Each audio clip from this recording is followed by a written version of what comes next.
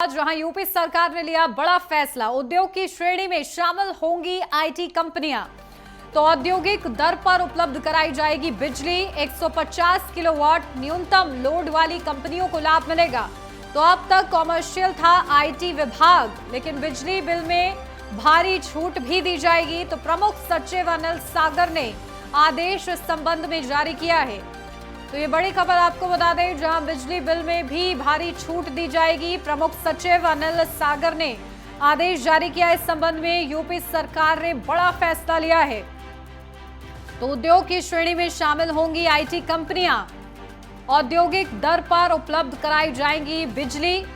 150 kilowatt न्यूनतम load वाली कंपनियों को लाभ। तो अब तक कॉमर्शियल था आईटी विभाग, तो बिजली बिल में भारी छूट मिलेगी। तो प्रमुख सचिव अनिल सागर ने आदेश जारी किया है। तो यूपी सरकार ने यह बड़ा फैसला लिया है। उद्योग की श्रेणी में शामिल होंगी आईटी कंपनियां और इसी के साथ औद्योगिक दर पर उपलब्ध कराई जाएगी बिजली। तो 150 किलोवाट न्यूनतम लोड वाली कंपनियों को इसके माध्यम से लाभ मिल पाएगा। तो ये बड़ा फैसला है। प्रमुख सचिव अनिल सागर ने इस संबंध में आदेश जारी किया है। वो आदेश की कॉपी भी लगातार हम आपको दिखा रहे हैं। साथ के साथ अपडेट लेते हैं, हमारे वरिष्ठ संवाददाता राजकुमार चौधरी हमारे साथ जुड़ गए हैं। राजकुमार, इस बड़े फैसले से क्या प्रभाव पड़ता हुआ नजर आएगा? किस तरीके से कंपनियों को लाभ मिलेगा? देखिए उन्नति, इस समय हिंदुस्तान दुनिया के पटल पर अपनी एक नई पहचान बना रहा है। और अगर बात करें हम केवल आईटी और आईटीएस क्षेत्र की, तो इसमें निश्चित तौर पर बहुत संभावनाएं हैं।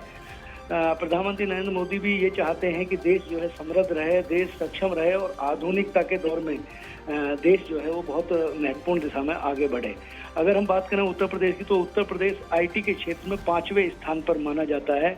और 5वें स्थान के साथ साथ इसको और ज़्यादा सजग और ज़्यादा सबल बनाने के लिए कहीं ना कहीं आईटी सेक्टर को बढ़ावा देने की आवश्यकता है। उत्तर प्रदेश के मुख्यमंत्री योगी आदित्यनाथ और उनकी पूरी कैबिनेट ने इस बात पे चिंतन मंथन मनन किया है। उसके बाद एक बड़ा फैसला लिया गया है कि अब आईटी सेक्टर जो आईटी की कंपनियां होंगी, उन कंपनियों को औद्योगिक माना जाएगा। अभी तक इसको कॉमर्शियल माना जाता है। और कॉमर्शियल की बात करें तो कॉमर्शियल जो रेट है बिजली के, वो 6.5 रुपये प्रति यूनिट के हिसाब से अभी तक वसूली की जाती है। 150 किलोवाट से अधिक का भार जिस आईटी कंपनी में होगा, उससे अब 1 रुपये यूनिट के हिसाब से उससे बिजली में कहीं ना कहीं उसको जो है वो उसकी बिजली के बिल में कमी आएगी। और ये कहीं ना कहीं एक प्रोत्साहन राशि के तौर पर मानी जाएगी, क्योंकि अब अभी तक उसको कॉमर्शियल एक्टिविटी के तौर पर माना जाता था। लेकिन उद्योग का जिस तरीके से आईटी सेक्टर को ये मौका दिया जा रहा है, इससे आने वाले दिनों में स्वाभाविक तौर पर चीजें बेहतर होंगी और उद्योग को बढ़ावा मिलेगा और उत्तर प्रदेश एक नए कीर्तिमान करता हुआ आईटी के क्षेत्र में दिखेगा।